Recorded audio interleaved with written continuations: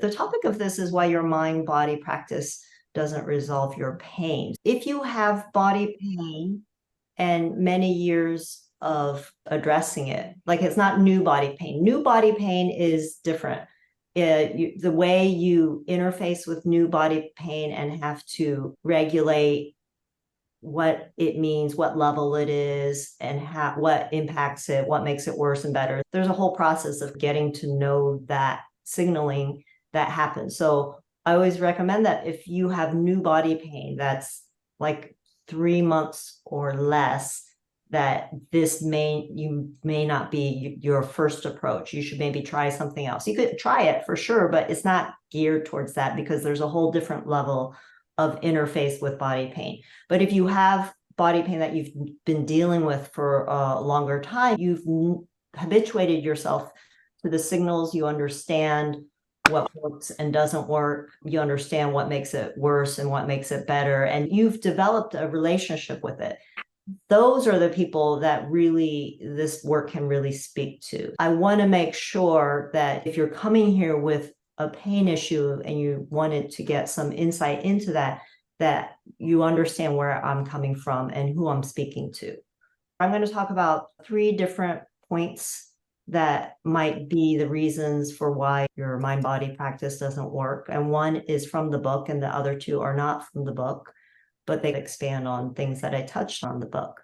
But first, let me determine what sorts of practices have you worked with to address your mind-body practices? Have you worked with to address your body pain? And you could just open up your mic and raise your hand, and then so I get a sense for what the experience is in the room, and I can explain why it may not have worked for you. So I've done physical therapy. I've done somatic practices that are, it's off of Feldenkrais, that type of thing, and massage therapy. She actually worked as a massage therapist. How long did you work as a massage therapist for? About 18 years. Long time. Yeah. Yeah. A lot of time. Beth has used rolfing, yoga, somatic titration, meditation, body props like straps, balls, and PT. And then Darlene, you had your hand raised.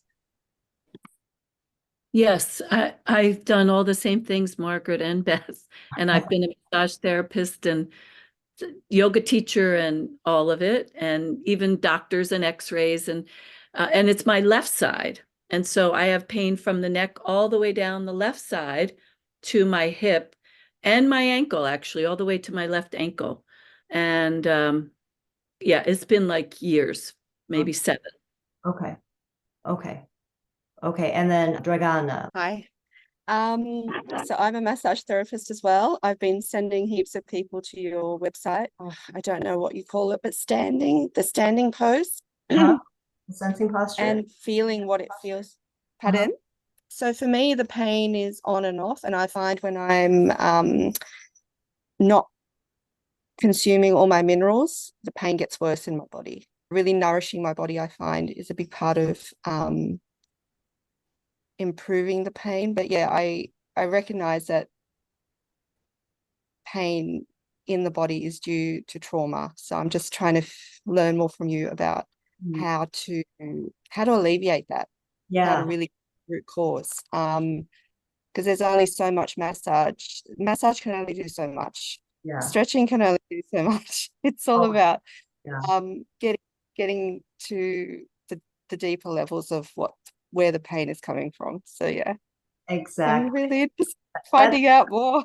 That's a perfect segue, because the reason most mind-body modalities don't work well, a lot of them are done when you're lying down. Feldenkrais, massage. When you are lying down, the demands on your body and how you revert to old patterns are very different. And that's part of the reason that they will take gravity out of the picture so that you can relieve your back. Then I'll work on it. Oh, that feels really good. You stand right back up. You go right back into your patterns, because to stand and support yourself is a very complex and whole body event. It's a whole person event when you're standing on your own. When you stand on your own and interface with other people, it's even more a whole person event. You're not just a body. Now you're a person. You're interacting with another person. That will trigger all of the deeper things that feed into your entire self-perception, your identity of who you think you are. So if you, for instance, this happens a lot with women, if you feel this opening of the chest and a release of your defenses and the softening in your body, and you typically tend to be rigid and protected, and you feel really wonderful after a treatment, and then you walk outside, and I live in Venice, Los Angeles, we have a large homeless population. And sometimes you, as a woman, as I'm 5'2" and I weigh 100 pounds, I'm not going to try to take on someone who has voices in their head. So there is this protective thing. And then, you know, many of us from our adolescence, like when we started to blossom, there was this attention that could have been very uncomfortable. So there's, again, a protective gesture, a very internal gesture that is not just like, you just don't just ball roll it away. You don't just put the foam roller on it and it changes, right? There's a whole story and a narrative. And at our point in our lives, the narrative is long. We've reached a tipping point where our hormones are starting to change again. You know, the time that they changed was back in adolescence, but now they're changing in a way where we have a storehouse of stories, when we have a narrative. And if your narrative is fragmented, or if it's been stuck in a loop, the unwinding of that narrative doesn't just happen because you foam roll it away. It's not going to release with the tissues just releasing. Leaning into the wisdom of the body doesn't mean the body resolved itself on its own.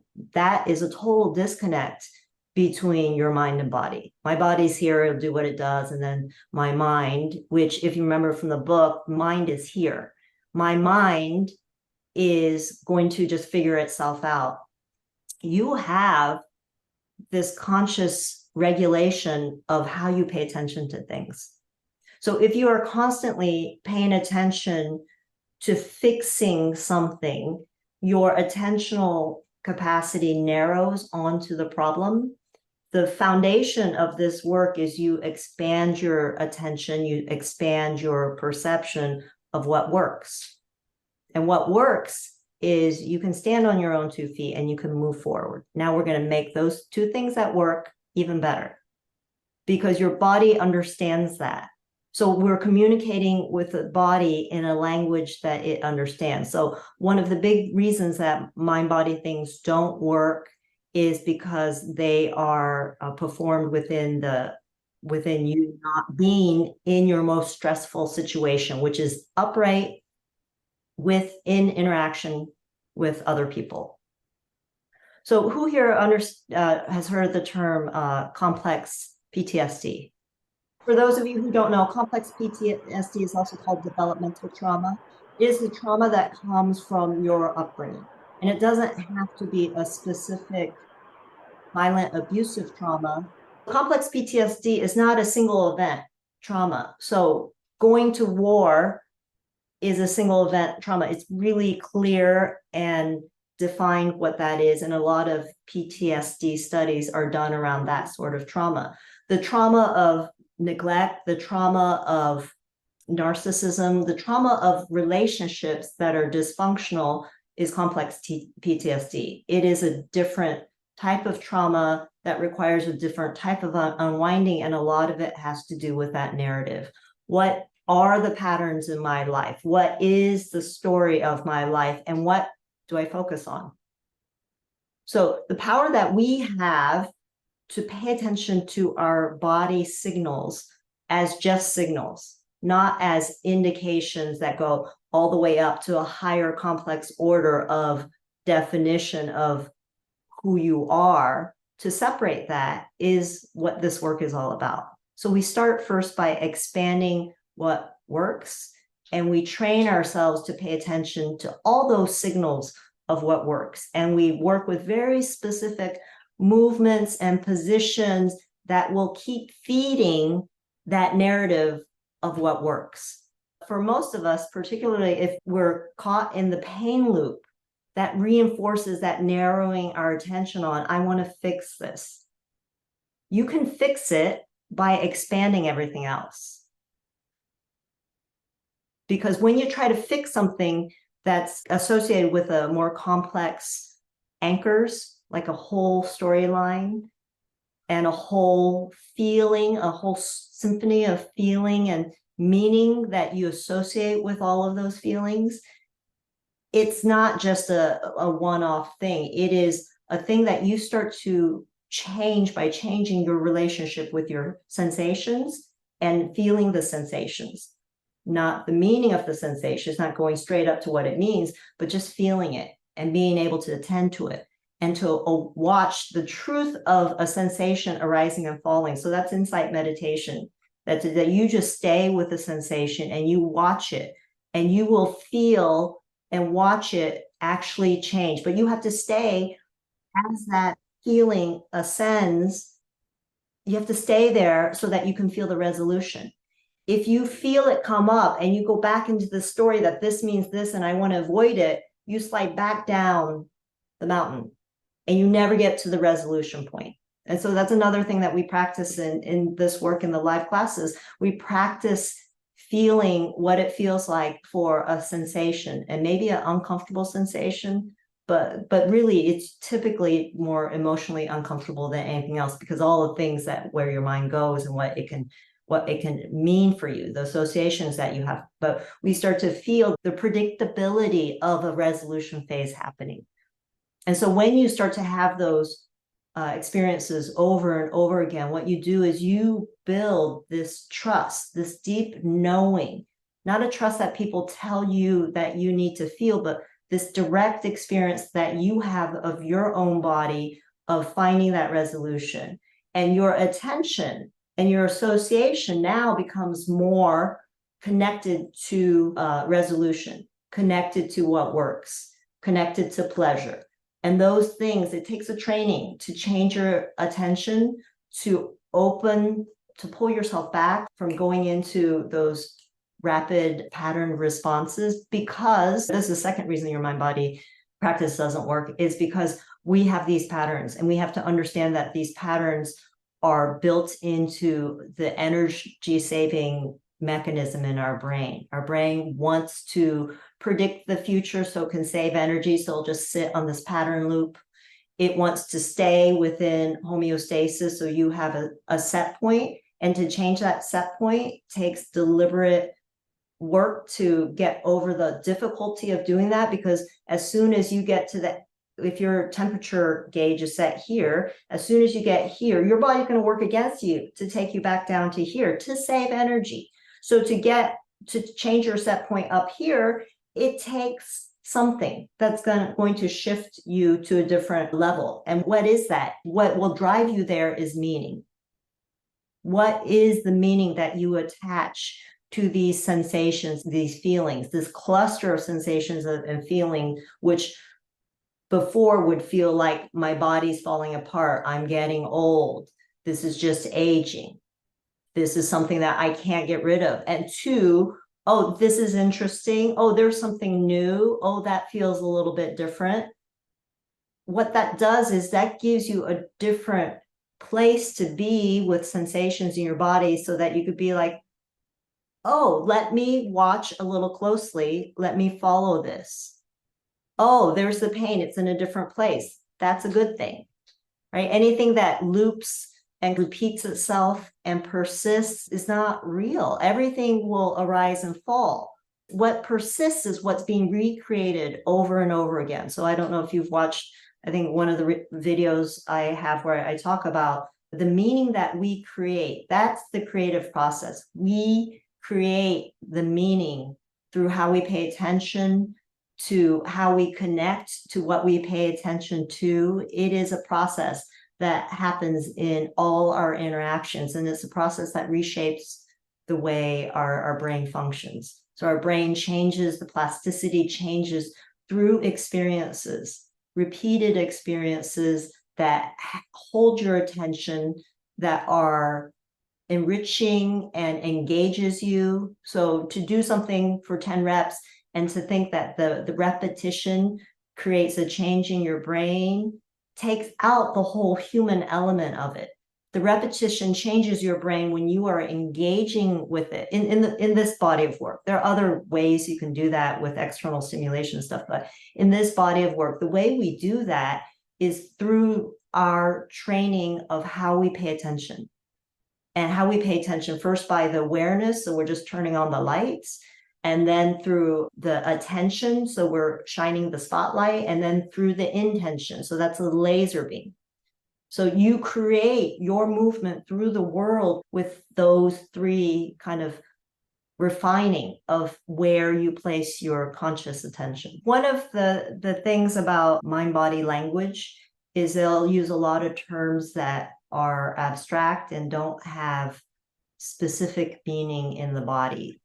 So everyone, if you think of trust, you'll feel trust differently. And if we were really to go down and write down the sensory words that are associated to trust, for somebody who feels super, super tight all the time, trust might feel like an expansive quality. It might feel like a heavy quality. It might feel like a softening quality. For someone who's super loose and doesn't have enough support, trust could feel like a consolidation, a hugging, right? One of the things with mind body is there are a lot of vague terms that are turned around. Just trust the body, just surrender. If you don't have enough stability and you surrender, your body will complain. So to be specific and to work with the body as an intelligent system is to understand its language and to understand your own body and the signals that the dialect that it speaks to you, because you're going to have a different dialect. And this is your way of having this intimate relationship with the body that's interactive, that's dynamic, that's not just surrender and I'm going to let my body fix itself. Right? There is a participation that happens because you have a conscious mind that is developed from your life experiences that are unique and different from anyone else's. There are certain things that are very similar, but then your own kind of spin on it, your own little perspective on it changes the entire thing. And when you learn that you can make these shifts in perspective in a way that speaks to your body, that your body doesn't say, yeah, I don't really buy it, then you have tremendous power because things can change in an instant. And for those of you who are in my program, I do the pre-choosing thing. That is an example of how things change in an instant. And it's super powerful, and it prevents you from spiraling down that well-worn path of a dysfunctional pattern. And then eventually, as you continue to create new patterns of engagement that not only feel good up here, but are reinforced with feeling good down here, then that's something solid, that's something concrete that comes up again and again that you can rely on. It's not just this. Because a lot of times that's what happens with mind body language. It goes into this. And if you're not feeling changes, you just have to do it more. You have to do it longer. You have to just trust. And that is a word that trust comes from experience. A child trusts until it has bad experiences. Your body, you trust your body, and you don't even think about walking or standing until you can't. My mom has central spinal stenosis, so that means that the center of her vertebra is narrowing so much that it's choking her spinal cord, and she can't walk.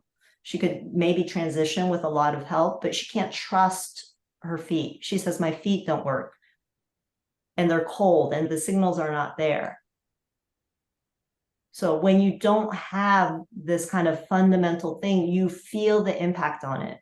But if you can learn how to work with it before you get into those more extreme states, which that's the only way the medical model helps. You have to be in a lot of distress before they even notice or even have any tools to work with it.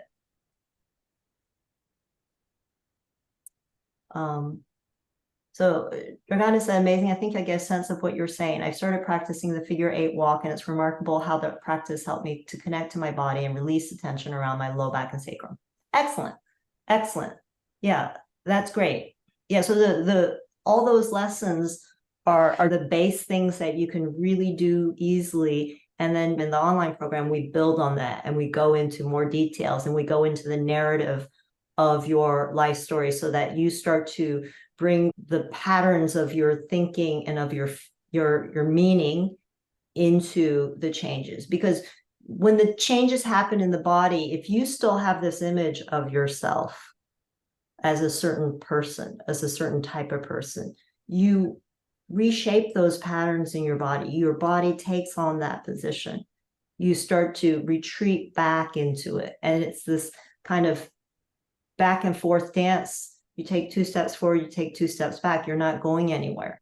And so this idea of being able to go forward and using your intention is you connect to where you want to go. What you're saying makes so much sense, but I'm just trying to think of the example in my life, and I'm wondering if this might be connected to what you're saying. So I live alone, and I find my life very regimented. I feel this sense of security when I have everything under control. I went to look after my 2 grandchildren and 2 cats and a new puppy so it was a long stretch for me. It was like 5 days.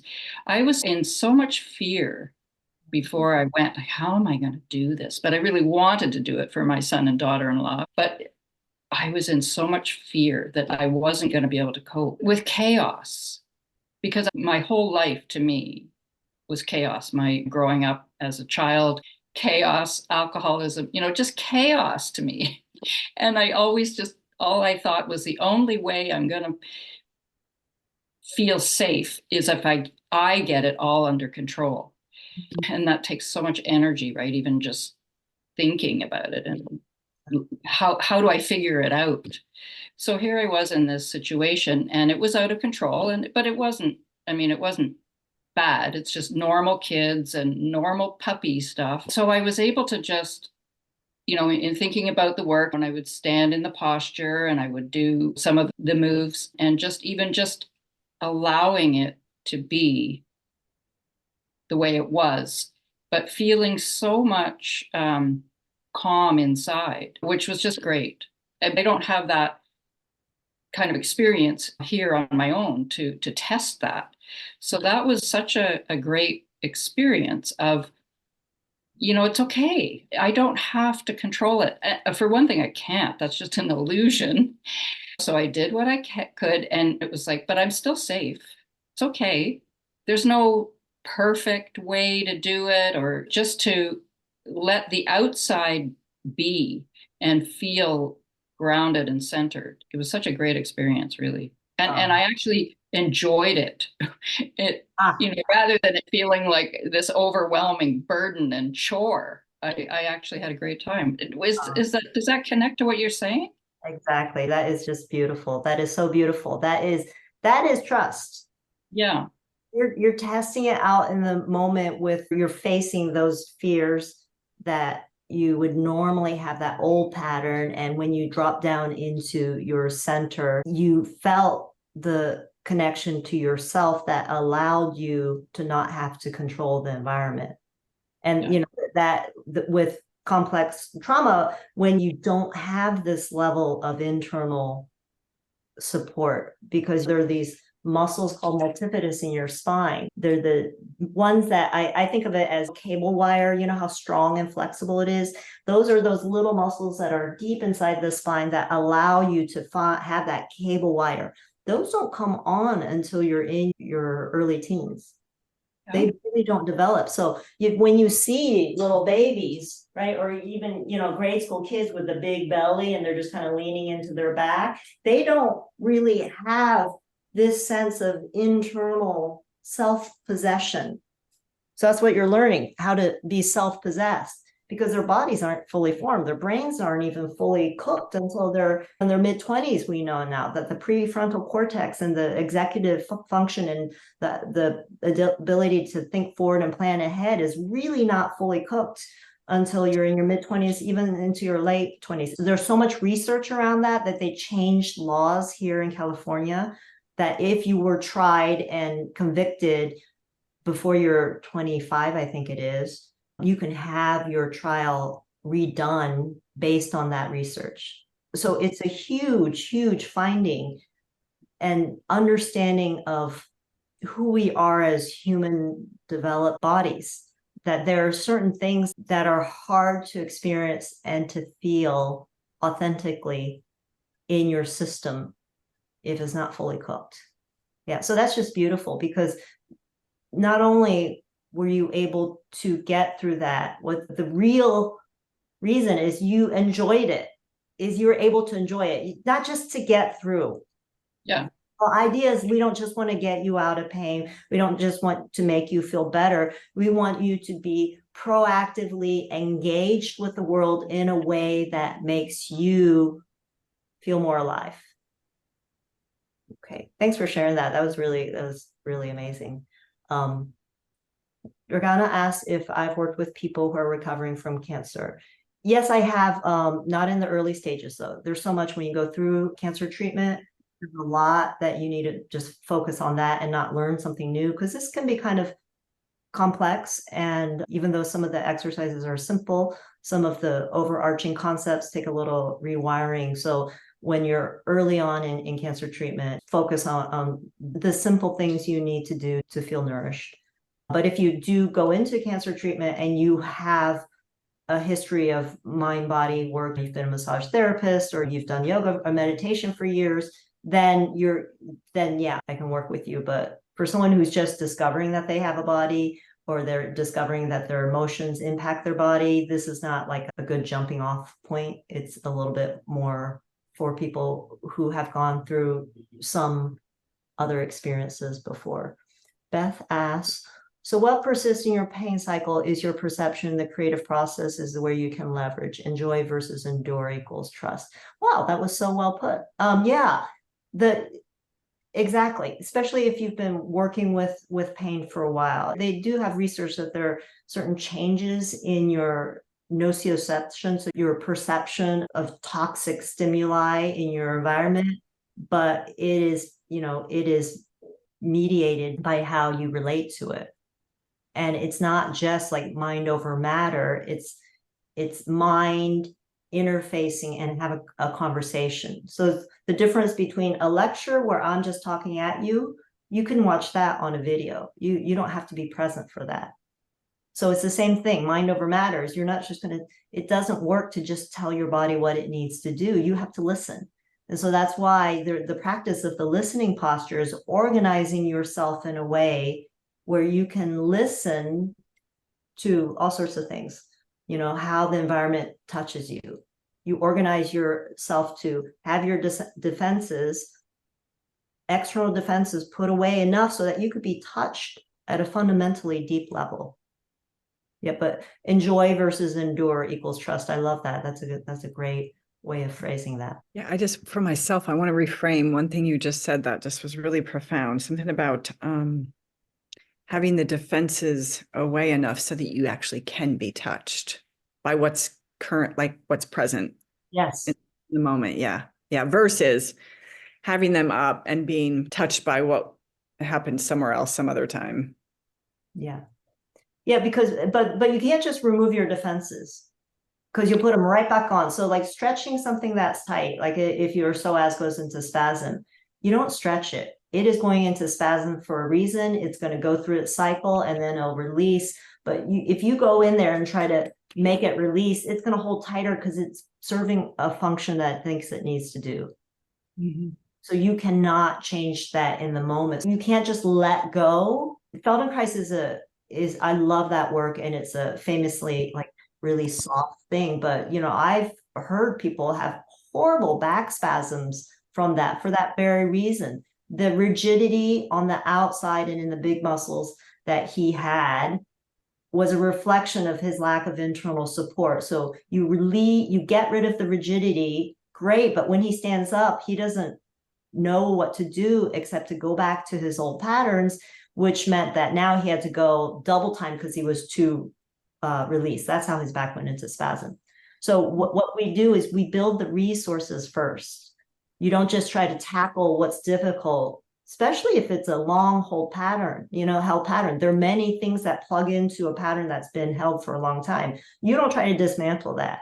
You first give yourself a different experience. You give yourself those internal resources. You give yourself all these signals. You start to learn how to orient to things that come up in the moment that might be triggering, and then, bring in some more resource so that you can surround it and overwhelm it.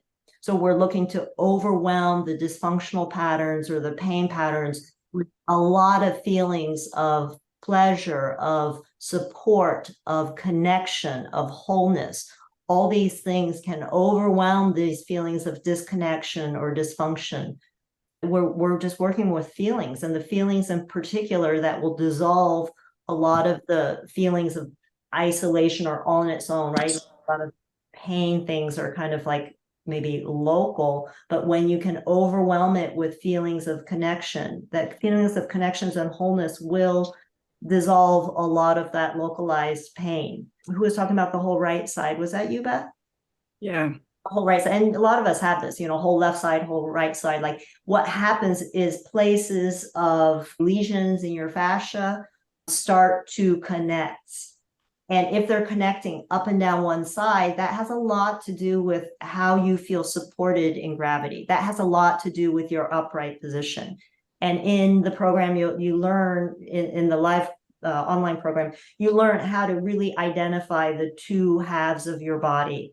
So that the two halves of your body. So my left side of my body is organized by my cerebellum. This is in the book.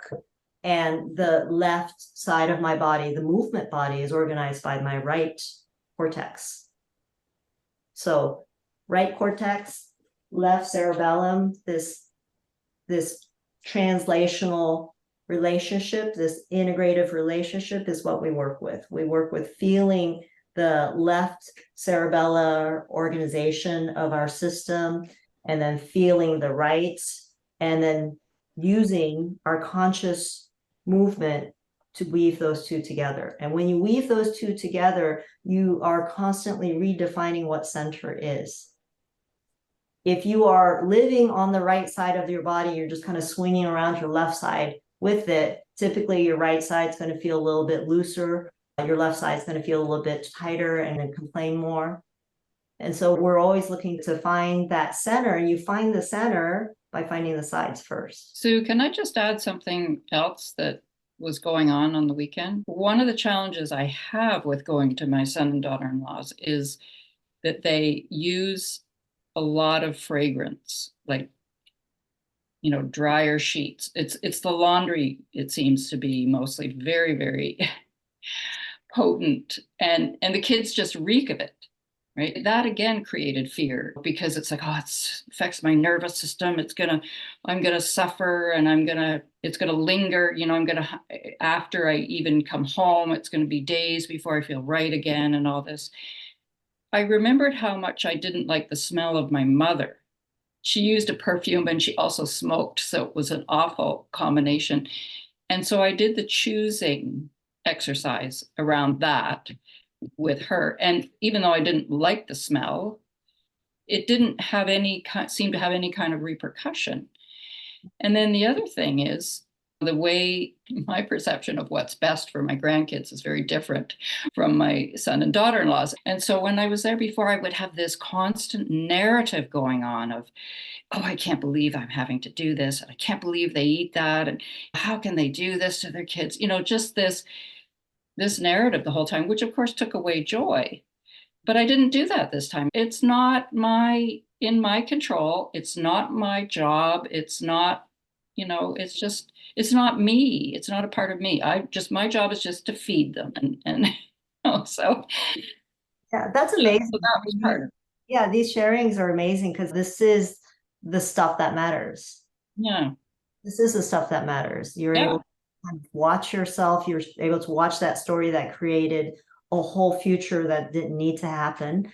And you're able to be present with this narrative that was in your head. And that sort of narrative, like, I'm doing this thing, I'm in this environment, I'm having this action, and it's a criticism of the action as it's happening, really makes the painful situations endure even longer.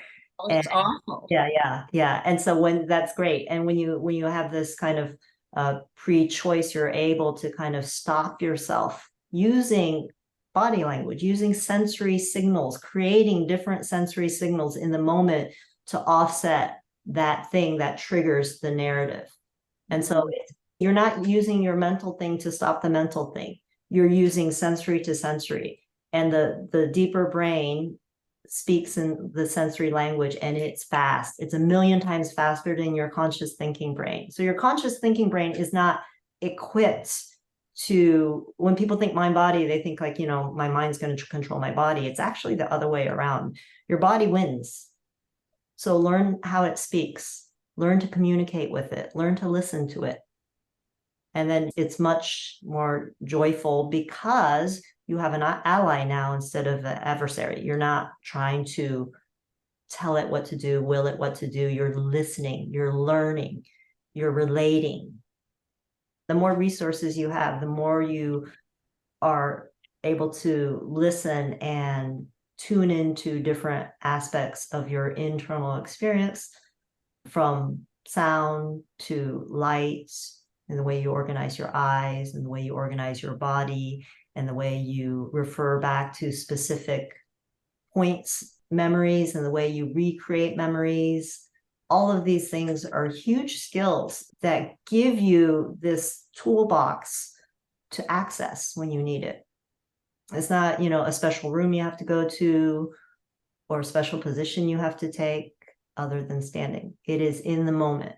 And that's another reason I kind of developed this work, was because it's impractical to have to go to a class or go to someone or sit in meditation to, clear your mind. It's these moment to moment places where you meet, where it happens. Stress happens, I would say, most of the time when you're upright and interfacing with other people, especially if you have CPTSD. So if you have developmental trauma, that is relational trauma. It has to do with how your relations were formed.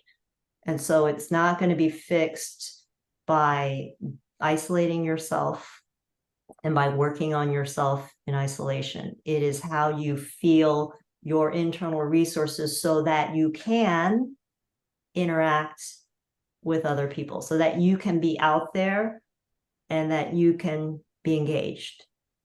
I was gonna just make a comment related to that, because I have a sister-in-law that loves all those kind of plugins and all of that to create fragrance. And there was a time where I used to actually unplug them because I felt like they were too cloying and disturbing. And the most recent time I went there, and it's after doing this work with you, when I went there, it was a different experience where I didn't feel like I had to do anything except know that, my purpose of being there was to enjoy the visit with my sister-in-law and the family. And for some reason, the whole fragrance thing was not an issue. It was very interesting. That's wonderful. That's beautiful. Yeah. So would you say, Sue, that that's because Margaret was resourced? Yeah, resource, and she was connected to the meaning, the purpose of that. She really let the meaning lead. And that's a choice.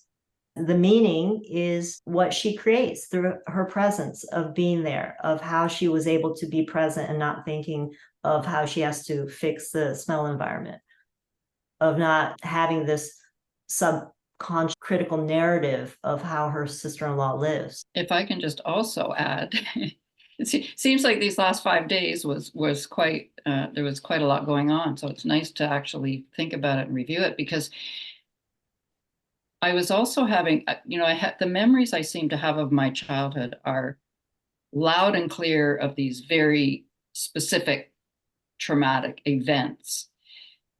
And it's like, that's all I see. But when I was there over the weekend there, well, these 5 days, was I started having other memories coming up of different things that had happened during my childhood. And it was just all very neutral. Nice. But things that I, hadn't thought about since they happened. So that was neat too. Yeah, that's beautiful. That is really great, because that is part of that pattern of your narrative. When, just like the things that link up that's not working on one side of the body, right? The little scar tissue that you get from insults throughout your life, and you start to link it together, now becomes this big narrative of, my mother was a terrible mother. And if you can break it down and appreciate certain things, you can see that people have many dimensions to them, and your relationship to them is one dimension. But if you give them the dimensionality of their personhood, there's a lot that can change in terms of how you hold on to who they need to be, who they were. Doesn't mean that you don't hold people accountable and that you don't have opinions. It just means that the complexity of who you are, who other people are, allows both of you to be more dimensional. And you cannot perceive your own dimensionality when you are trapped in a pattern. It flattens you. It narrows your perception and it flattens who you are. But to expand yourself so that you're interfacing with the world in a authentic and way that is coming from a deeper place, things happen that you can't contrive. And so part of this work, beyond just the little exercises that are in the book and beyond knowing your own story, is the dynamic of the conversations. How do you articulate what's going on inside of you? How do you listen to someone from a deeper place inside of you, that you're recognizing the equivalent humanity? We're all just people standing on 2 feet. We're trying to stand on 2 feet. That's a big task. And we realize the depth of interference that we have in that task. And then we start to excavate how much resource we have in that task.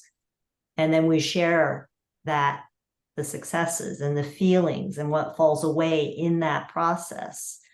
And it's surprising what you learn when you listen to other people, when you're expressing yourself to other people.